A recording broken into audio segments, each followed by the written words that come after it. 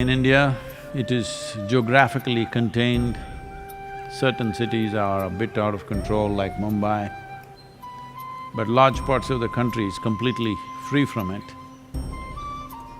Thanks to a stringent lockdown that the nation went for, which is paying results. At the same time, it can also take a different kind of toll. Collateral damage is happening, which is hard to keep note of. Almost 2 or 3 weeks ago, I said this is something we need to take care of, but now the chorus is building up about that. That is, various other ailments with which people were suffering.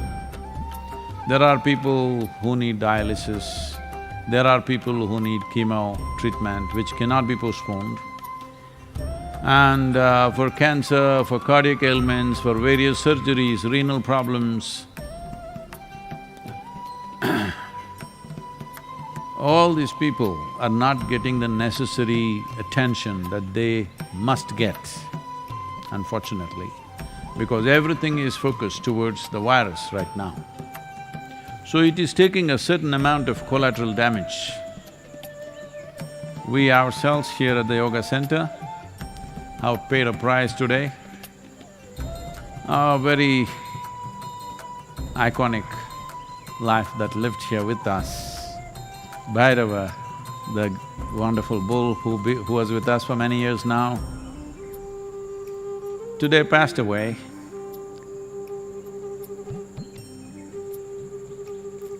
Not with any big ailment.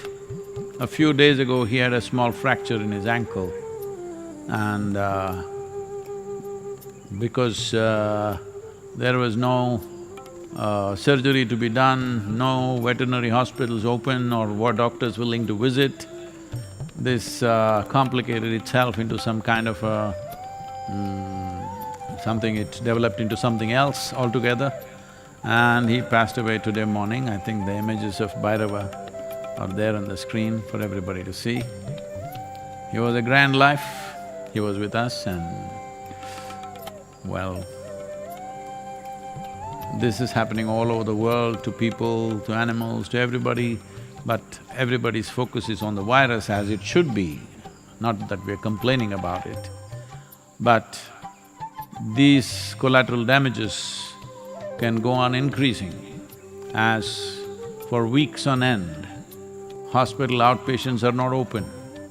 Small things can become fatal things for a whole lot of people. Small things with a little treatment, they would be out of it. Those kind of things can get very complicated now. And if one has not contracted the virus, there is some other problem, people are hesitating to go to the hospital because it could be a point of infection for them. People are very conscious and fearful about that. So, it is taking on many dimensions, but at the same time, in many ways in India, we are seeing that slowly we are getting on top of the game, most parts of the country. There are a few hotspots. Right now, the work is largely to separate them so that these hotspots will stay that way, rest of the country can get into normal process of activity. That's what right now the plan is, and they're looking how to do this effectively. If you do not know this, I think the next 4 days, a curfew has been declared in Coimbatore city, Salem, I think Tirupur is included, and Chennai, about 4 or 5 cities in Tamil Nadu. It's not a lockdown, it's a curfew. That means you cannot come out. It's not you being requested not to come, you just cannot come out. Curfew generally means, it's not that they're going to do that. Generally, curfew means the forces can shoot the violators of the curfew. Well, they're not enforcing it at that level, but I mean to say it's that serious. That is the intent, to keep people totally in forcefully for 4 days. You stock up for 4 days and don't step out of the house for any reason, because we were thinking of now relaxation. but it's gone into this mode. I think it's a very wise thing to do. I'm grateful that Tamil Nadu state government is taking that kind of stringent action. Though it could be unpopular with certain segments of population, this is the way to go forward. Where there is a little danger of spread, really to clamp it down for a little bit of time. Wherever they're talking about their personal freedoms and moving around, well, people are falling dead all over the place. Of course we are free to die. So, this is very important. Now when partial relaxations happen, how we behave, each one of us, will determine not only the course of our lives, but the course of the nation's life and probably the world's life. That's where it is. There are many aspects which are unfolding about the virus itself, which is making it far more challenging. But in many ways, India as a nation is really, in a very fantastic way, on top of the game. Some loose ends are there which they're trying to tie, but largely we are on top of the thing. If we can maintain that for the next 2 months at this level, I think we've crossed the biggest problem and we don't have such severe winters out here, because wherever there are strong winters, they're expecting a second wave. They're saying the second wave in United States is certain and probably in China it will come back. Right now that's become their fear, that second wave will come and second wave will be stronger than the first one, all this. But in India, they are looking at second wave may not happen. So, it's looking positive in that sense. But everybody will be cramped. If one nation is going in a bad way, the whole world will live in fear, because all it takes is a few people to travel here and there. So, this is like a new era. All of us should gear ourselves to be more innovative, to really pull out the best in us right now, to see how we can sail through this situation, because this situation is not a small patch. This situation is a little large pool we have to cross.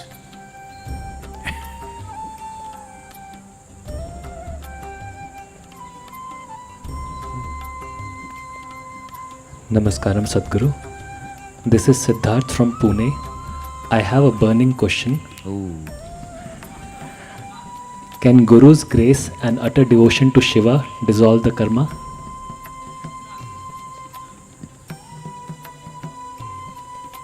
I think we've gone through this in the last few days.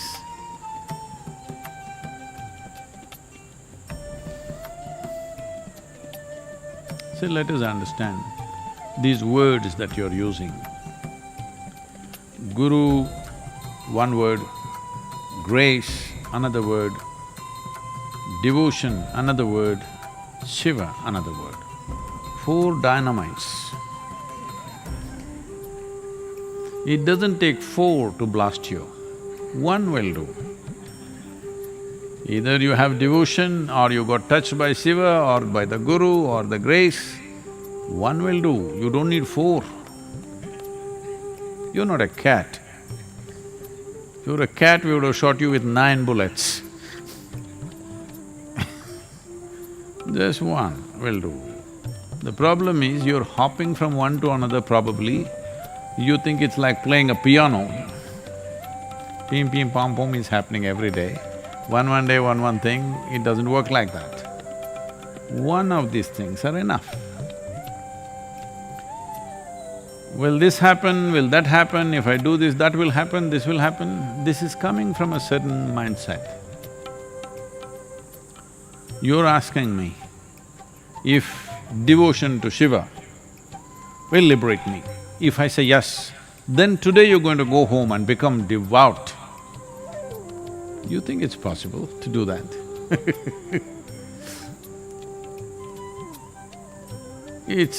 Devotion happens not as a practice. When you clearly recognize, not by believing, you clearly recognize by experience, something is larger than yourself. Something is way bigger than you. Slowly you become a devotee. It becomes natural, not a cultivated devotion. Cultivated devotion is you're acting it up. I have always been trying to remind people, there are mostly, I'm saying, most of the people within the yoga center, you can see there is some sense of devotion in every step. But some are… These days I'm coming quietly on an electric machine, but otherwise, I'm driving a diesel car.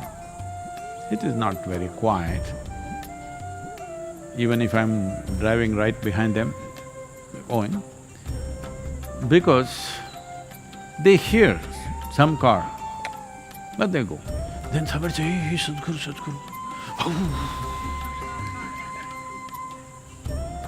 Like this, they jump to the side and this. This is not going to work in your life, just know this. This is why I said, if you think you're devoted to Sadhguru or to Shiva or whoever else, it doesn't matter. You must see that in everything. You must see everybody here as Sadhguru, you must see man, woman, child, cow, no donkeys in the ashram, otherwise we could have done that also. Everything, when you see it with the same devotion, now you're a devotee. Will this work? Absolutely. Now you're throwing four options in the air and asking me, which shall I shoot, Sadhguru?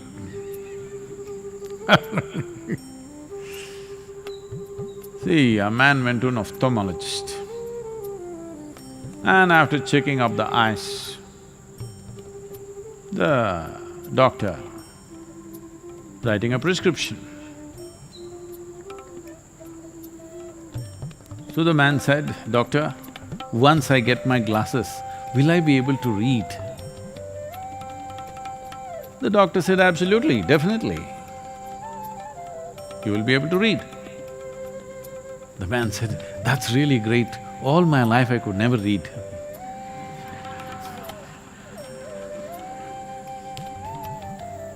Your devotion is like this. If I tell you now, Guru's grace will make your karma go away, from now on you will walk like this, Guru, Guru, Guru, Guru. For a lot of people, God's name, whatever they're uttering, you think all the time people are uttering whatever their gods are, their names, with absolute devotion? They're uttering it in irritation, anger, hatred, resentment. It's even a war cry, all right?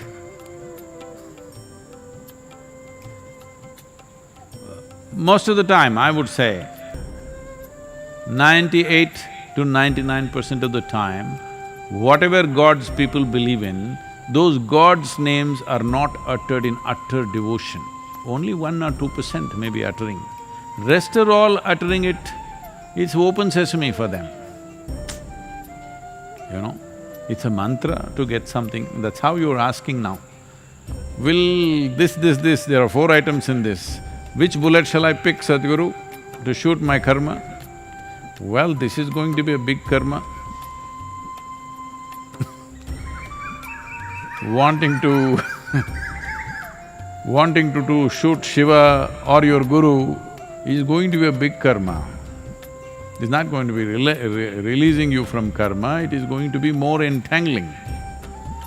Oh, Sadhguru, you never give a straight and simple answer, you're just complicating everything. Not me, you. I'm telling you, 1 bullet in the head will do. You're saying 4 bullets, where all shall I shoot? There's no such thing, 1 will do. Anyone. So, how many times will you get rid of your karma in this life? I want you to understand, as you sit here and breathe, and this machine is working and this machine is also working, this itself is karma. As you live, you're dissolving karma and you're picking up new karma, all the time happening. So you coming to this state, I want to get rid of all my karma, I want to get rid of all my karma, this itself is one big karma. You have to come to some sense of abandon. Because you are not going to get rid of your karma again and again and again, it's not going to happen like that. It's like breath. If you inhale, you have to exhale. If you exhale, you have to inhale. Well, this happened.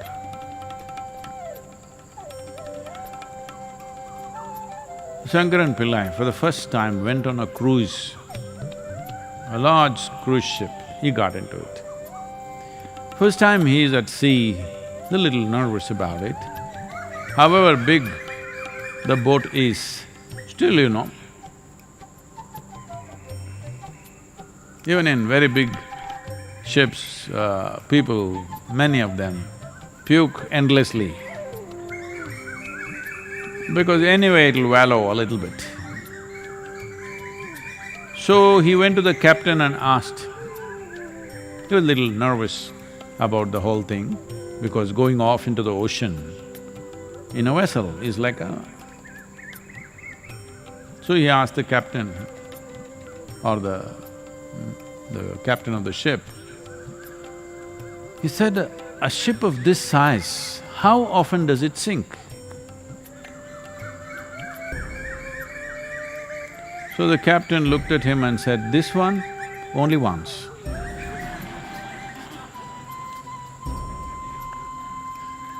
You have to sink yourself only once. You don't have to go on doing it all the time, there's no such thing. If you distance yourself from the karma-making machine, which is just your body and your psychological process, it's over, it's throwing up things, so what? Doesn't stick to you. What karma means is just this. To live here, you have to touch something. Without touching anything, you cannot live. Visually, by hearing, see right now you may not be going bird hunting, but in a way the birds are touching you with their evening concerns, their own stuff. What do you think? They're saying yoga, yoga? No, their own stuff. Because they have no concern about the virus. They're all looking down and thinking, when did all these idiots become so sensible? Quietly they sit, they move around very carefully, nobody is zooming here and there. They're all discussing, it's a debate going on there. When did all these idiots become this sensible? Will they stay this way or will they bounce back into their nonsense once again? That debate is going on. So you're touched by the birds, whatever you see, in every way, whatever you touch. No life can happen without touching a million things a day. Now suppose we quote you with I'm just trying to say a name without mentioning a brand, Anna Bond, that's also a brand. I'm saying that because it's still… I did something and it's still sticking on, it's not going off my hands, Anna Bond. It's a kind of a glue, liquid. A little I try to take, it's all over my hand and the damn thing won't go, it almost feels like it's going to peel off your skin. So suppose you were coated with one of these really super glues from head to toe. In 24 hours' time, just see what you will become. Hello? One big mess. because everything will stick to you. This is all karma is. So everything in the world, whatever you touch, it will stick to you. When everything sticks to you, well, initially when something stuck to you, you thought, this is wealth, this is relationship, this is marriage, like this you thought when something got stuck to you. But after some time, when too many things got stuck to you, then you see slowly face became long, you're looking grave. You're looking grave means you're either walking towards the grave or you're inviting the grave to come to you. One of these things are happening. As a life, you may not have such a thought, but as a life, you are beginning to practice death. Acclimatization is happening. Yes, that's why we say a grave face. Means what? You're acclimatizing for death. Why? Because too many things sticking to you, big heap. To carry this heap and walk around, I just want you to just look at it. Whatever you identified with, everything got stuck. Let's say you went to work, you're very proud about your work and like this. And you sat there, the chair got stuck to you. You touched the table, table got stuck to you. You touched the computer, computer got stuck to you. Just imagine yourself in a day. What happens to you? You will be a mountain in no time. That's what has happened right now. So it's not about, shall we hack the mountain and take away the karma, no. Devotion, grace, Guru, Shiva, all these are solvents, not for karma, for the glue. We are not interested in unloading the karma off you. Just the glue is dissolved, it'll fall off. But now you are that kind, when it starts falling off, oh, but this I like, I want it to stick. That I want it to go. Okay, glue is back. Glue is indiscriminate like virus. It doesn't care what, just anything sticks, that's it. So, we have to just dissolve the glue, we don't have to dissolve the karma. If you dissolve the glue, karma will fall off into its place. Next time you go and sit in the office, the chair will go sit back in its place. I want you to imagine you're walking with a chair stuck to you, computers hanging from your fingers, huh? That's all that's happening right now. People are carrying their job on their head, their family on their head, their world on their head, their wealth on their head. It's ugly. But what to do? In the society, certain people, if you're carrying a lot of load, they say, wow, so successful he is, he's got a mountain on his head. For all of you, what we should do is, to make you understand, I have ordered a 25-kilogram gold nugget. Gold. Hey, don't laugh, it's gold, pure gold.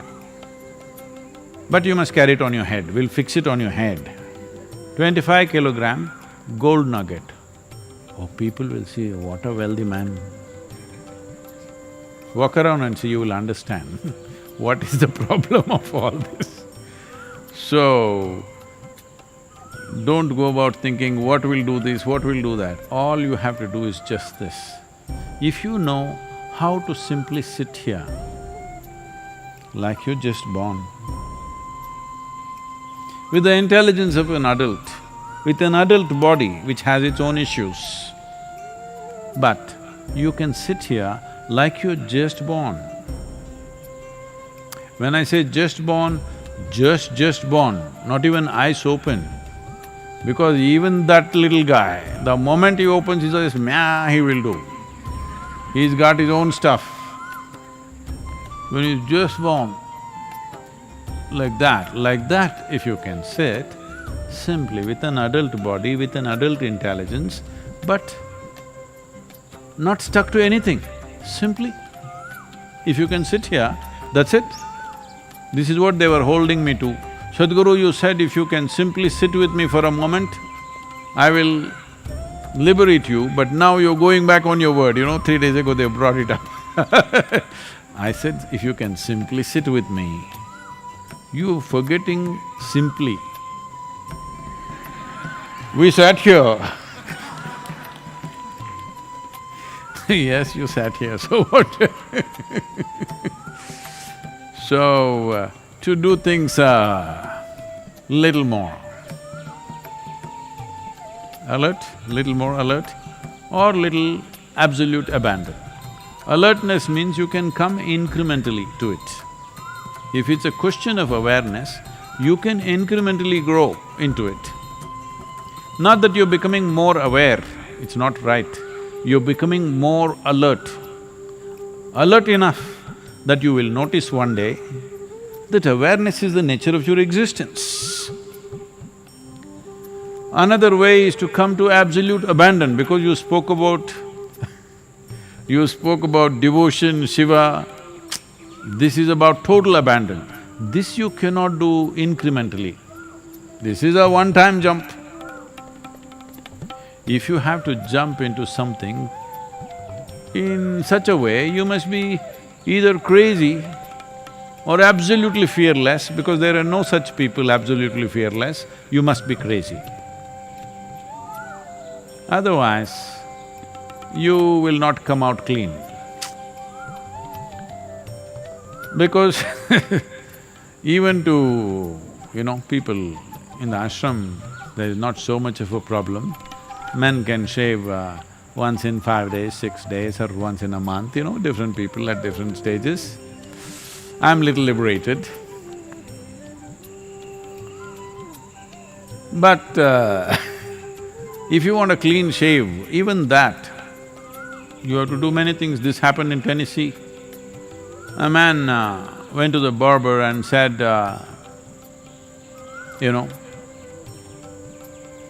I got a new job and it's very important that I have a really clean shave. That's why I'm here. The barber said, no problem. And he gave him a golf ball and he said, hold it in your mouth. One cheek here, hold it this way, I will shave this way, totally clean, and then this way, totally clean. So, that posture in a barbershop chair, holding the ball like this, he got himself shaved, it came out really clean. Then he said, for a moment I thought I almost swallowed the ball. Suppose I swallow the ball, what happens? And the barber said, no issue, like everybody else, bring it back after 2 days.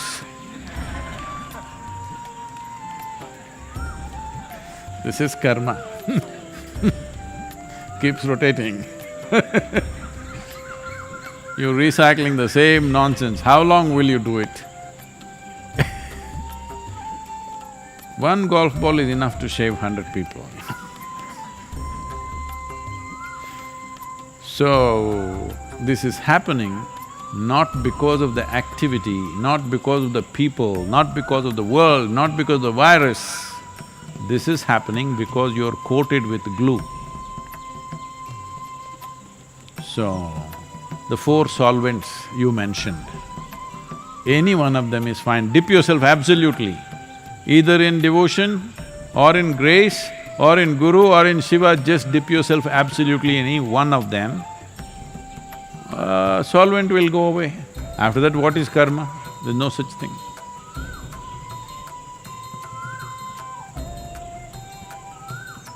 Oh. Some more time, please. I thought Next question is from Ekta Agarwal. Please guide the women of the country who are dealing with lazy partners, stubborn parents, bored children, on how to coexist compassionately amidst all the chaos when household workload has increased and our work front identity has disappeared. you are a very fortunate woman. You have a lazy partner. An overactive man, 24 hours in the house, he is a bull in the china shop. He's lazy. You are very fortunate, because he either sleeps or watches television, something like that.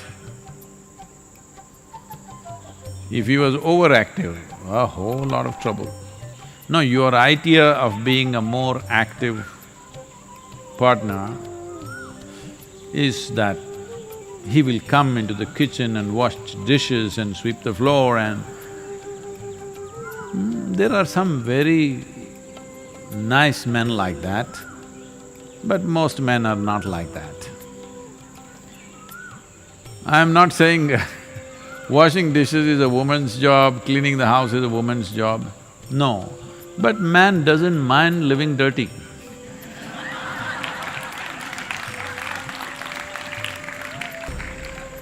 A woman wants things clean, so she has to clean it. Otherwise, you just go into a bachelor's den and see everything is everywhere. They will go, they'll shower and come, they'll start go picking, where is my underwear, where is my clothing, you know. Here at the yoga center, we are training the men to be little more disciplined. Otherwise, it is in the mindset of a man that, you know, it's taken… I've seen in the last 40 years, I've been constantly trying to get people to park their footwear together. Because it's a male disposition to come and kick the footwear, one here, one there. Now we've we've awakened the feminine in all the men here at least, and in all our programs, that they all park their footwear properly. Usually, they will kick it out and because the woman cannot bear it, she will come and put it together somewhere. So, because this happened, once Shankaran Pillai, now, not once, now, in the virus era, because this will be remembered as a era in this virus times, Shankaran Pillai went and parked his car in the emergency entrance of a hospital, where the emergency lane. Then the police came and pulled him up and said, "What is this?" He said, "Well, it was marked there, fine for parking."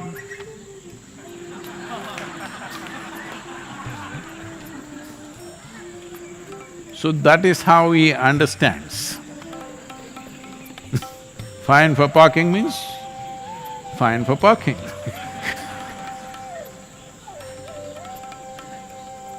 So, what are the children's qualities?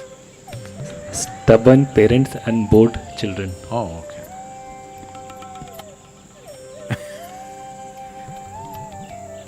Stubborn parents, bored children. Well, this is the family we have bred, isn't it? And you losing your professional identity, that's a good thing actually for some time, unless you're working from home. This is important to understand, that this is the best time if you want to transform your family, whatever they are. They are stubborn, they're bored, they're lazy, they're overactive, they're nonsensical, whatever they are, different people are different things. But now you have them captive in your home. If you want to transform them, this is the best time. Because once they go out, they're not available. So whichever way you wish to transform them, if you want to try, there is no better time than the virus era, because they're all stuck in the house. They have to… If you say 10 things, at least 2 things they must do, they can't just ignore it. However stubborn or lazy they are, or however bored they are, if you say 10 things, at least 2 things they got to do, because otherwise, nourishment is in your hands, from what I understand.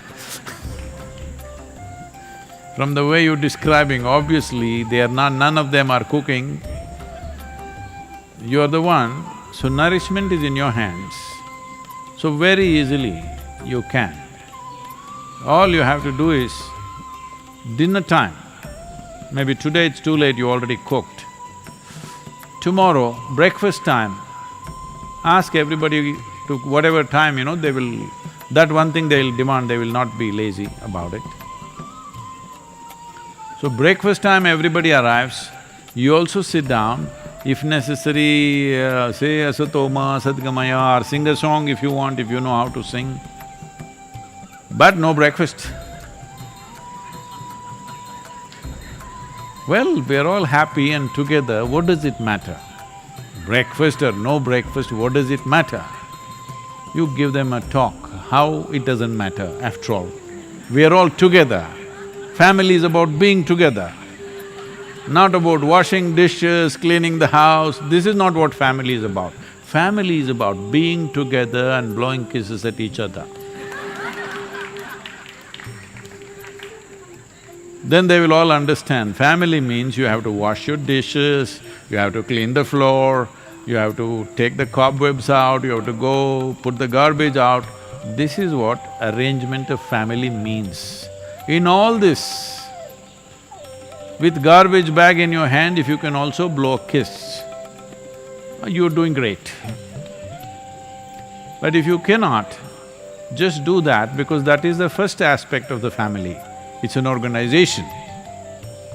It's an organization where people have to eat, people have to live, people have to live there. That means a few things have to be done first. After that, how loving and wonderful you are is after that, you better get that. So, tomorrow morning if you invite them to the breakfast and give them a nice shloka or a song or whatever you know, and tell them how we are the most fantastic family, let's live together really lovingly, holding hands, doesn't matter what is breakfast. Petty things like that is not our concern. Well, lazy people will get fixed, stubborn people will get fixed, bored people will get interested, everything will happen.